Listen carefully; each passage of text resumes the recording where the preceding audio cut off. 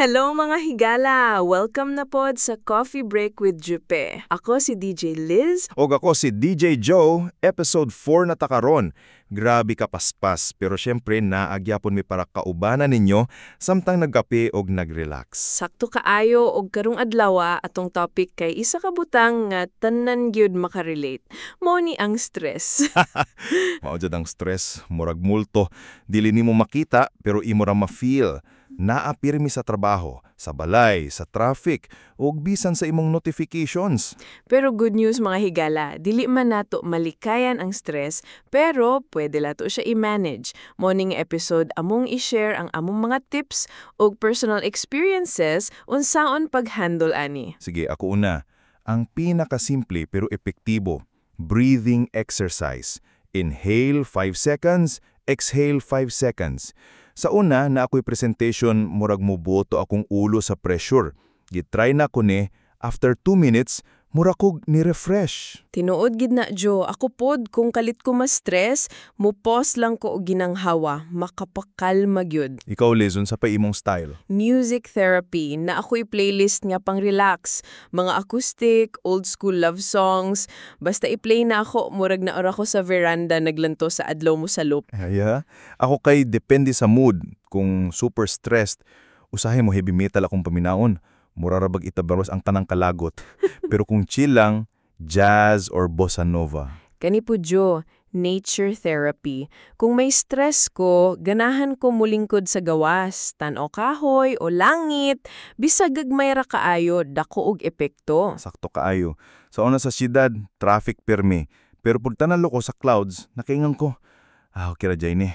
Usahay kita ra gyud ang nagpalala sa stress. Bitaw, og sa probinsya pod, ang mga gagmay na butang murag magic. Murag kalipay nimo nga makadungog kag manok buntag o makadungog kag tingog sa dagat. Another tip, time management. Kasagaran stress kay tungod daghang trabaho nga nagtapok. Sa una, maghuwat ko sa deadline, aya ra maglikog, maupog grabe gyud ang stress. Karon akong gibahin by schedule. Nice na.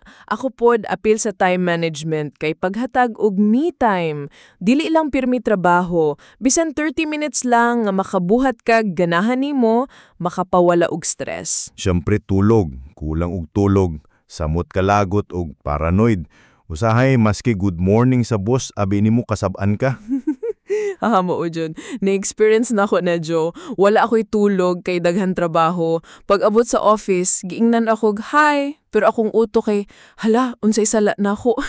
Tulog is life. Physical activity pod. Dili kinahanglan gym. Pwede ra jogging, lakaw, o limpyo balay.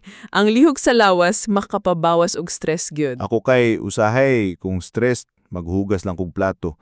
Simple ra pero after ana, mura kog na-refresh. Plus, bonus, limpyo ang kusina. Ako po mag-arrange sa mga gamit. Murag, organize na akong palibot. Organize na po akong huna-huna.